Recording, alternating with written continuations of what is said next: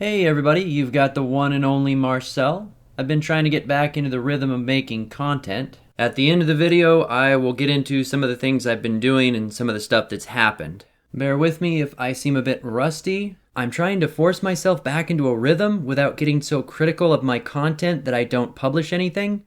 If I don't start making videos, I'm not going to get better at it, right? They'll start smoothing out after I upload a few more. For today's topic, I want to cover some of the experiences I've had helping people with advice and how some of that advice can come across to those who don't already have the red pill knowledge that most of us do. See, if you track my channel back to its roots, it's always been a goal and ambition of mine to help people. Now, naturally, my advice is going to help some more than others, but in the end, if people start making better decisions and in some cases stand up for themselves, it ultimately helps everyone, kind of a trickle-down effect. One of the biggest struggles for me is I've got to find ways to help my friends, coworkers, heck, even some of my family without outright doxing myself. I mean, I can't recommend people to watch like Sandman, TFM, Howard Dare, some of these other big channels. I can't just say, hey, watch these guys, because their searches could ultimately lead them back to me. So I have to find creative ways to help people that I'm around and actually make a difference to them directly without having them know who I am or what I'm doing. That can be pretty frustrating because, in the end, I've put several hundred hours into this channel and I can't just say, here, listen to this video. I've already done the work for you. It's all played out right there. I can't do that. So for those around me, the ones that I'm trying to give advice to, it almost feels like I'm laying out breadcrumbs for them, trying to lead them to the correct answers without, directly telling them what I think about their relationships and their experiences. Now, of course, depending on the environment you're working in and who you're talking to, you can't always tell them directly. First of all, at least in my case, being in a position of authority, I can't ever encourage someone away from a relationship. And, in the end, I wouldn't do that anyway.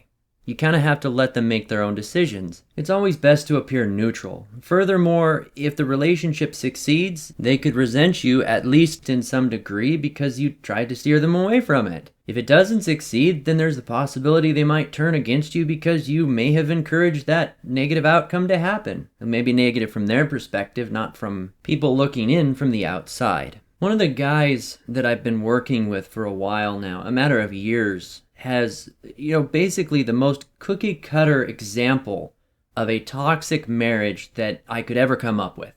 It had all the same red flags that we talk about in so many of our videos.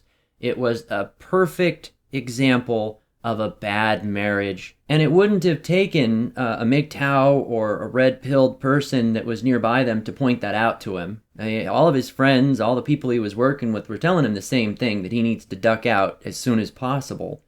A little bit of context. So, guy marries this woman. They're both heavily religious. Not that there's anything against that. But as their marriage progresses, like right after they got married, she instantly stopped taking care of herself.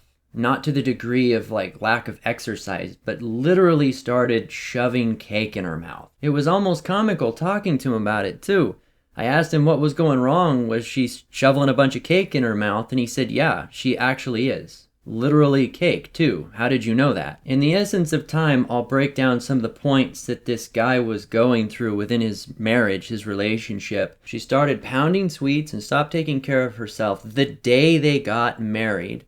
Within a period of months, she started pressuring him to have kids, to buy a bigger, more expensive house, to basically fulfill all of her needs. She racked up all of her credit cards, demanded a several $1,000 ring for the wedding, which I guess may have come slightly before that. The summary of the first major time I gave him advice was under no circumstances get this woman pregnant and buy a overpriced expensive house. Of course, I suggested this under the pretense of him not being able to afford it based on the knowledge of his finances, which he told me. Also worth mentioning this point, he was already saying that the relationship was having difficulties and was concerned that it might lead to divorce because that thing was just going to get split in half or immediately taken to her as soon as they got a divorce. Heads up, I knew this was going to lead to a divorce from the get-go. There was no way that relationship was going to survive. No matter what anybody said to him or did for him, she was planning on milking this guy. Nothing in the bedroom was happening after they got married. The minute they put a ring on it, it all stopped. The bedroom went to total bed death. No sex. She cut him off from all of his friends, basically said they were all toxic for him. When their marriage started to crumble around them, because she wasn't getting the stuff that she wanted, they decided to go to counseling therapy, saw a female therapist that took her side on everything. Wouldn't hear out his side of the story on anything. She demanded that he stop any looking at dirty videos online. The wife, not the therapist. It was part of the reason they actually went to therapy in the first place was because he looked at videos. Anything at all that would give him any relief from his sexual tension that she was causing the whole time, either by telling him no or by her physical appearance. Apparently she was appalling, like she actually stopped showering properly and stuff. Though from our conversations, it sounded like he would have been down anyway simply because she was his wife. Hell, if he can grab a snorkel and dive in, more power to him. I don't think I could, wife or not. Moving on. Anything that would have been a form of relief for him was banned in the household. The reason why she got away with it is based on their religion. She claimed that it was basically cheating on her, looking at other women. Kind of a side note on that, I asked him at one point, I was like, well, does she have toys? Does she use her own version of that, a toy? And he goes, well, yeah.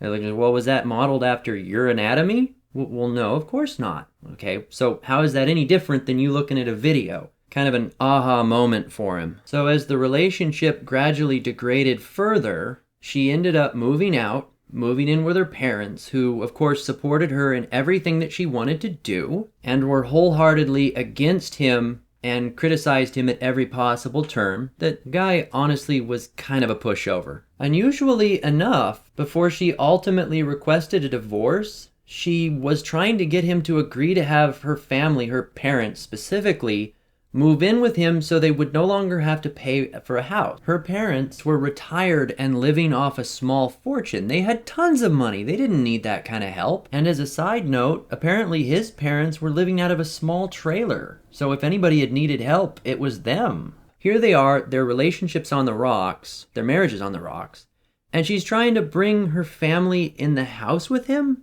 And the best thing I can think of is that it was, allies on her side.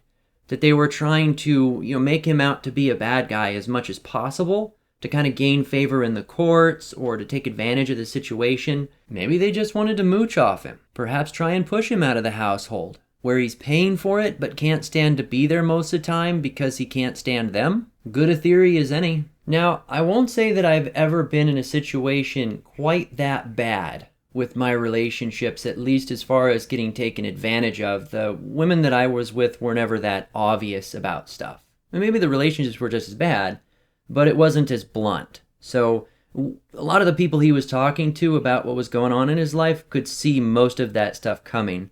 I had it hammered down. I knew exactly what was going to happen with him before it ever did, because they're patterns that we've all talked about 100 times. People in our community would already know what's going to happen. Long story short, and to prevent myself from coming across as one-sided, whenever I gave him advice or described how I interpreted what he was going through, I always put it in several different ways of what could be happening.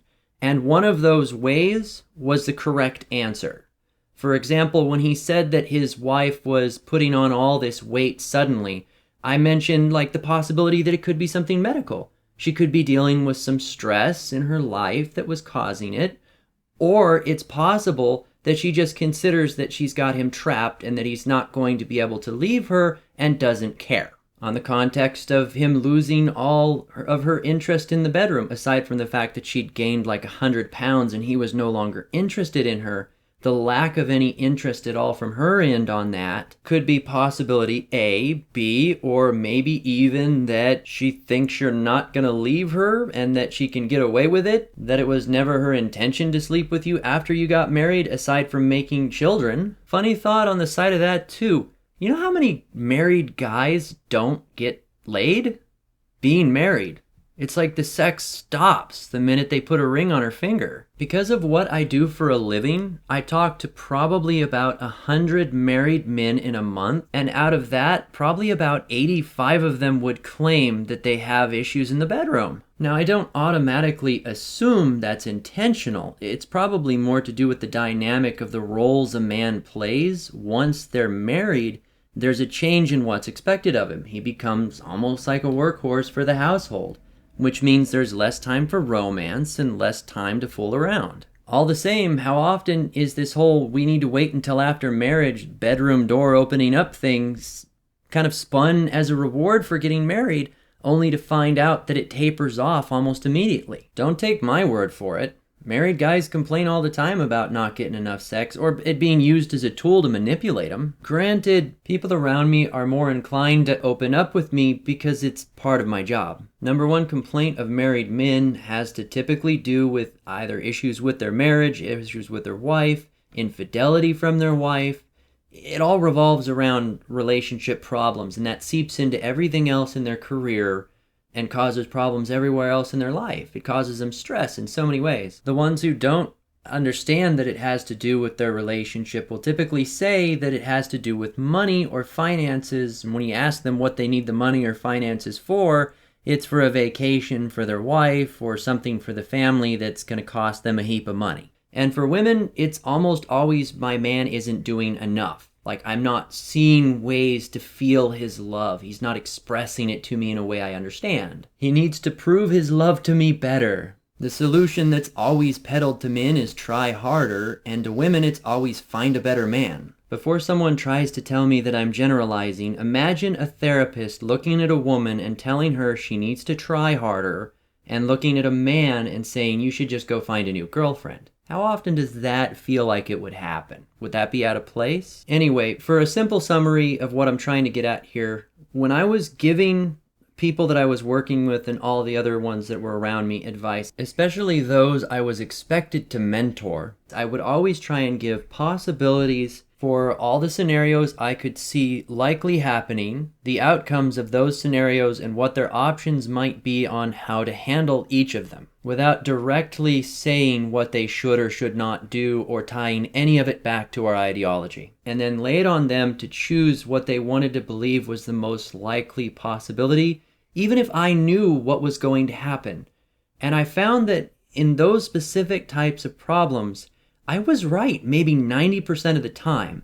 Now, obviously, I've invested a lot of mental energy into studying relationships and romantic dynamics and the way people treat each other, so you see the flags a lot quicker after that. And you'll pick up on things that people won't, at least not right away. So it's pretty easy to seem psychic. Imagine 90% odds on making bets or gambling.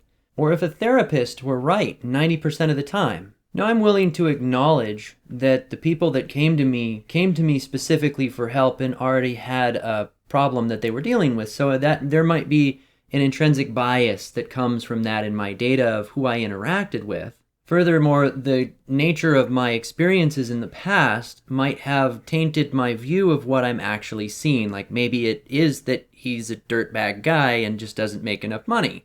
I guess that's possible. But that's not really what I'm seeing. And it ultimately doesn't matter because the people that I've spoken to that have followed my advice to some degree that I've interacted with afterwards have seemed happier.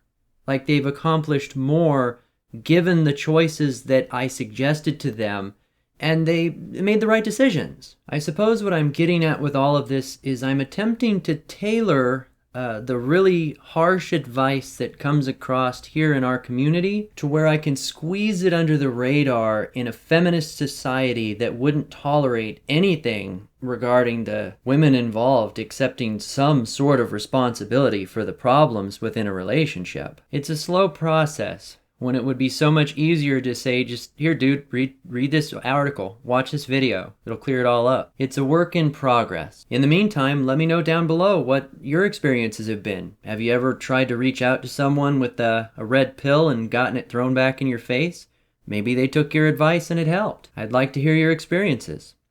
Now, as promised, as for where I've been for the last couple of months, I took a new job. It's given me a lot more responsibility and a lot more work. I'm getting so sick of schools. Coupled with that, I had that job I was working on the side that was paying me more than I was earning in the other 2 jobs that I was doing. Yeah, that other job completely crapped the bed. Gone. Lost that revenue down about 90%, and that was right around the same time frame-ish that this whole YouTube purge thing happened, where, we all lost our monetization for the most part. I'm about to make a test video, one that's going to be on lucid dreaming. It'll be interesting, but it won't be MGTOW related, and I'm doing that on purpose to see whether or not they'll block it from monetization. There won't be anything in it politically charged, so I'll know whether or not it's a bias against all of my videos, or if it's just something that they're doing with tags.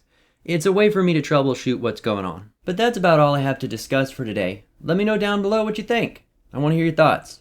Anyways, until next time, this has been Marcel.